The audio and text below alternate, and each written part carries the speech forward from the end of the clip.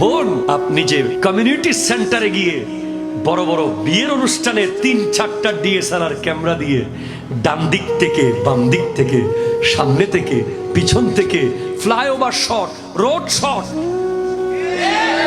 আওয়াজ করতে হবে মুসলমান, ঠিক কিনা কথা বলো। আপনার ছবি ফটোগ্রাফারদের কম্পিউটারে কম্পিউটারে, আপনার ছবি এডিটরদের মোবাইলে মোবাইলে, আপনাকে একবার জুম ইন করছে, একবার জুম আউট করছে, আপনাকে বিভিন্নভাবে চেহারা সুন্দর করছে, কারণ আপনি বলেছেন ভাই একটু এডিট করে দিয়েন। কথা বলেন না, ঠিক কিনা? তো আপনার পেট থেকে তো মার্ডার 100 মার্ডারের আসামি বের হওয়ার কথা, ঠিক কিনা কথা বলেন?